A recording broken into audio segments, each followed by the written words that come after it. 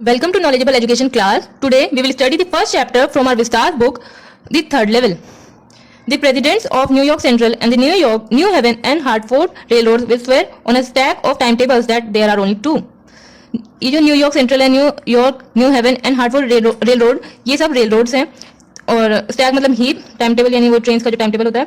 तो जो नरेटर वो कह रहे हैं कि इन सब के जो प्रेसिडेंट हैं इन रेल रोड्स के, वो एक टाइम टेबल्स की हीप पे हाथ रखी कसम खाएंगे कि सिर्फ दो ही हैं.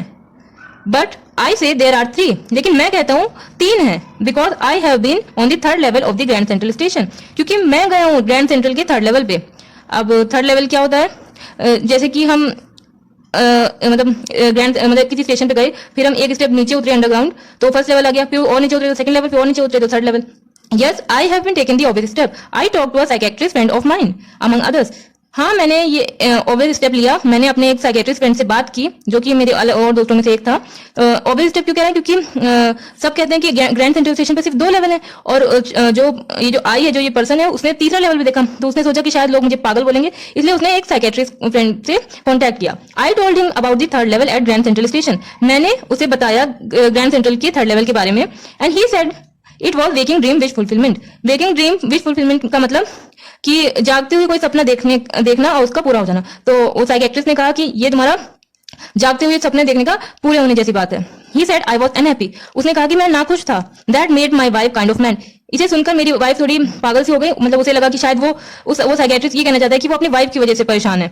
But he explain that he meant the modern world is full of insecurity, fear, war, worry and all the rest of it. लेकिन फिर उसने एक्सप्लेन किया कि उसका मतलब है कि जो मॉडर्न वर्ल्ड है, ये इनसिक्योरिटी से भरा हुआ है, कि कुछ छीनने का डर, फियर से भरा हुआ है, वॉर से भरा हुआ है, लड़ाइयों से, वरी से, चिंताओं से भरा हुआ है, और सब चीजों से भी भरा हुआ है. And that I just want to escape. और इसीलिए मैं बस बचना चाहता था. इसके मतलब बचना. Well, who does not?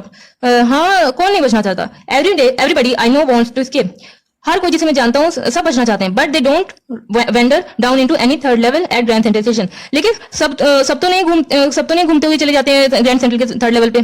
But that's reason, he said. लेकिन यही रीजन था, उसने कहा, उस साइकियाट्रिस्ट ने कहा कि यही रीजन है. And my friends all agree, और मेरे सारे दोस्त इस बात से एग्री हो गए. Everything points to it, they claim. हर चीज इसी और इशारा कर रही है, उन सबने क्लेम किया. माई stamp collecting for example, that's a temporary refuse from reality. मेरी जो स्टैम्प कलेक्टिंग की हैबिट है, एग्जांपल के लिए, ये एक टेम्परेरी रिफ्यूज है रियलिटी से. रिफ्यूज मतलब किसी खतरे से बचना. वेल मे बी, हाँ शायद. But my grand father did not need any refuse from reality. लेकिन मेरे जो ग्रैंड फादर थे, उन्हें तो किसी रियलिटी से बचने की कोई जरूरत नहीं थी. Things were pretty nice and peaceful. और जो चीजें थी काफी पीसफुल थी और अच्छी थी, नाइस थी इन हिज डेज, उनके दिनों में. फ्रॉम ऑल आई हियर, जहां तक मैंने सुना है. And he started my collection, और उन्होंने मेरा ये कलेक्शन स्टार्ट किया था, stamp collection. It is a nice collection too, और ये बहुत अच्छा कलेक्शन है. Blocks of 4 of practically every US issue, first day covers and so on. और उस कलेक्शन में क्या था कि हर एक यूएस कवर के 4 ब्लॉक और फर्स्ट डे कवर्स थे, और भी कई चीजें थी. President Roosevelt collected stamp too, you know. President Roosevelt जो थे, वो भी स्टैम्प कलेक्ट करते थे, क्या आप जानते हैं? Anyway, here's what happened at grand central station. चलो कोई बात नहीं, अब मैं बताता हूँ क्या हुआ था ग्रैंड सेंट्रल स्टेशन पे. One night last summer I work late at the office. एक रात पिछले गर्मियों में मैं ऑफिस में काफी लेट तक वर्क कर रहा था, काम कर रहा था. I was in a hurry to get uptown to my apartment. और मैं बहुत जल्दी में था कि मैं अपने अपार्टमेंट, जो कि अप टाउन में था, मतलब शहर के ऊपर वाले हिस्से में था, वहां पे जाऊं. So I decided to take this subway from Grand central Station because it is faster than the bus. इसलिए मैंने डिसाइड किया कि मैं सबवे मतलब अंडरग्राउंड ट्रेन लूंगा. अंडरग्राउंड मतलब ट्रेन से जाऊंगा ग्रैंड सेंट्रल स्टेशन से, क्योंकि ये ट्रेन जो है वो बस से फास्टर होती हैं. Now I don't know why this should have happened to me. अब मैं नहीं जानता कि ये मेरे साथ ही क्यों हुआ. I am just an ordinary guy name Charlie. मैं बस एक साधारण सा पर्सन हूँ जिसका नाम चार्ली है. यहाँ पे इस पर्सन का नाम भी बता दिया, इसका नाम चार्ली है. 31 ईयर्स ओल्ड, और ये 31 ईयर्स का है. And I was wearing a tan gabardine suit, और मैंने टैन मतलब ब्राउन कलर का, गैबर्डिन मतलब cloth which does not allow moisture water to go through, मतलब जो वाटर प्रूफ होता है और मॉइस्चर नहीं जाने देता. मतलब उसने एक टैन गैबर्डिन सूट पहना था, एंड स्ट्रॉ हैट, और एक स्ट्रॉ हैट पहनी थी विद अ फैंसी बैंड, और हैट पे एक फैंसी बैंड लगा हुआ था. I pass a dozen man who look just like me. और मैं ऐसे मतलब कई लोगों से मिलता हूँ, डजन मैन से मिलता हूँ, जो बिल्कुल मेरी तरह ही दिखते हैं. And I was not trying to escape from anything. और मैं किसी चीज से बचना नहीं चाहता था. I just wanted to get home to Luisa my wife. मैं बस घर जाना चाहता था लुइसा के पास. और लुइसा कौन थी? मेरी wife. I turned into Grand Central from Vanderbilt Avenue.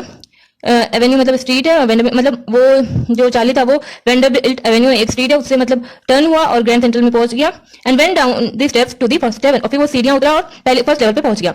Where you take trains like the 20th century, जहाँ पे आपको 20th सेंचुरी की तरह ट्रेन्स मिलती थी। Then I walk down another flight to the second level, flight मतलब a set of stairs, मतलब मैं फिर एक और सीढ़ियां उतरा और फिर मैं सेकंड लेवल पे पहुंच गया। वेरी सब अर्बन ट्रेन्स लीव फ्रॉम, सब अर्बन मतलब जो न्यूयॉर्क के बाहर जाती थी, तो जहाँ पे सब अर्बन ट्रेन्स मिलती थी।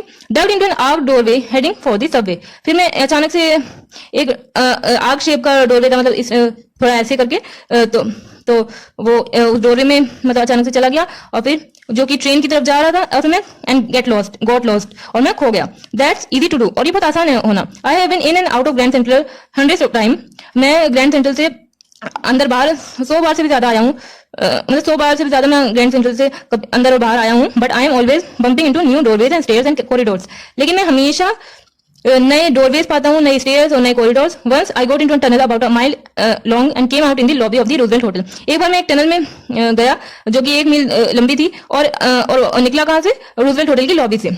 Another time I came up in a office building on 46th Street, there 3 blocks away, और दूसरी टाइम मैं एक ऑफिस बिल्डिंग में से निकला जो कि 46 स्ट्रीट में थी और जो 3 ब्लॉक दूर है। Sometimes I think Grand Central is growing like a tree, pushing out new corridors and staircases like root. कभी-कभी मैं सोचता हूँ ग्रैंड सेंट्रल पेड़ की तरह बढ़ रहा है और बार-बार नए कॉरिडोर्स और स्टेयरकेसेस निकाल रहा है, जैसे कि पेड़ की जड़ें निकलती हैं, ऐसे मतलब नए कॉरिडोर्स और स्टेयर्स निकल रही हैं।